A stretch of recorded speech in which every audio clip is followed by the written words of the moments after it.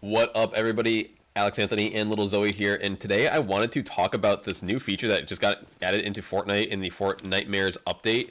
It is the what are we calling it? The quick weapon feature, the quick swap, quick weapon feature. So I was streaming earlier today, and my chat helped me figure out how to actually use this thing, and then I read a little bit more into it, and I saw like what you have to do to actually use it, and I'm kind of liking it. I'm kind of liking it. So I will show you guys basically how to activate it and what to and how I changed my controlling binds to actually make use of it. So you enable it right over here, quick weapon enable, and I believe it says custom only or enabled. I just went to enabled, and I switched around my controls to make it work. Now, I'm not exactly sure how it works if you have different controls than me, but this is how I got it to work.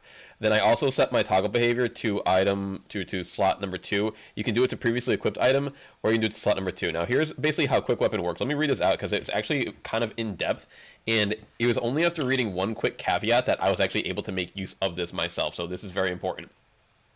Enable the experimental quick weapon action. When enabled, quick weapon replaces the next weapon button.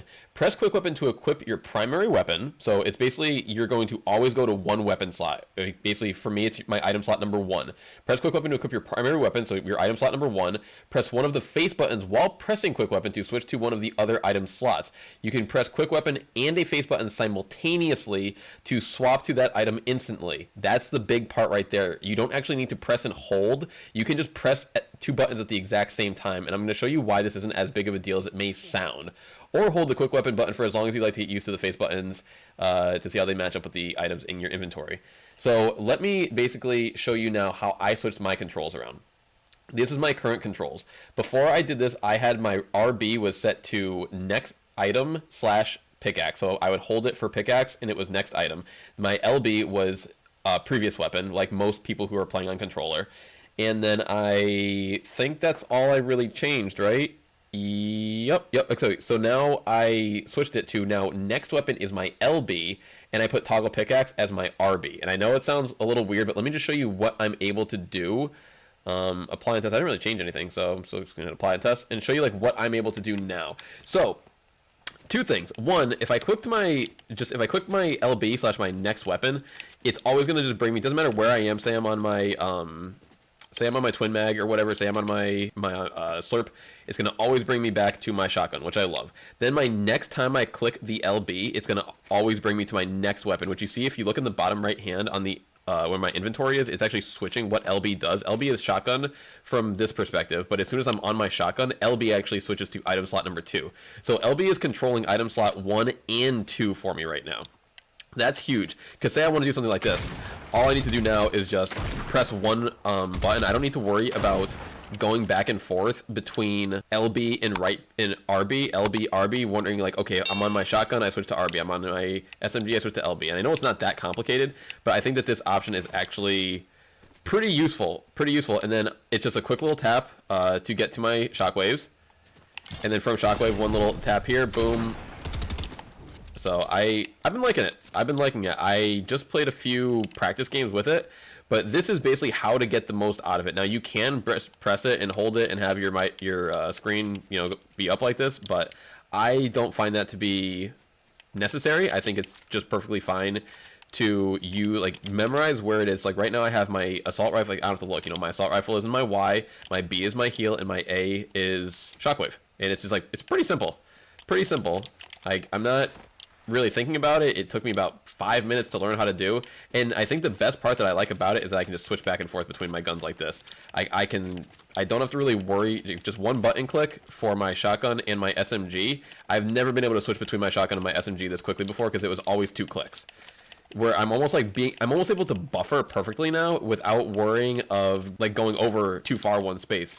It's a perfect, harmony, and I'm always 1 click away from my shockwave, always 1 click away from my shotgun, and then when I'm on my shotgun, I'm always 1 click away from my SMG. And if I just want to get to my SMG from, say I'm on my shockwave and I want to go straight from shockwave to SMG, all I need to do then is just use X, which I don't really do a ton, but because X is then replaced by the LB when you are on your shotgun. So I honestly feel like, say I'm on my SMG, I might just go LB twice to get to SMG. I'm sorry, say I'm on my shockwave, I might just go LB twice to get to my SMG, just because it's kind of easier, and I'm just going to ignore X for the most part. But if I did want to go directly from Shockwave to, you know, combat, it's really not that hard to just press the macro. And then another reason why I set it as LB is because I feel like I don't use LB as much for, like, LB is just to switch back, whereas RB, I have a lot of things going on with that hand already, and I do play Claw. Mind you, folks, I do play Claw, but I didn't want to have everything going on with my right hand. I wanted to give at least a little bit of utility to my left hand, so I like it.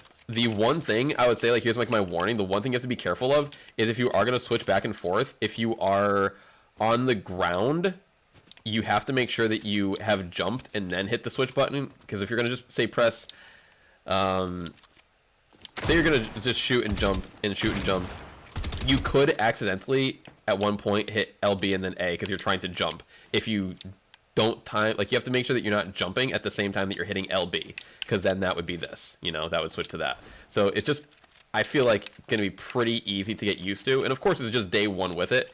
And, you know, if I end up not liking it, I will just go back to the old method. But I thought it was kind of a cool option, and it was a little confusing too as to how to actually get it to work. But I think that overall, in the end, it's, not going to be that difficult, you know? I mean, especially when I play zero builds and I don't have to actually worry about accidentally hitting my build bind, which is Y for me. So, yeah. Any thoughts that you guys have about it, please let me know in the bottom. This is everything that I could figure out about this feature. If you guys have any other, you know, tips and tricks that you would like to let me know about it, please do. I think it's just a pretty cool new little thing for us controller players, and I had a feeling that, like, there's not going to probably be too many people making video about this. Maybe. We'll see. But this is everything that I had for it. So thank you guys for watching. Love you all, and we'll see you on the next one. All right. Bye-bye.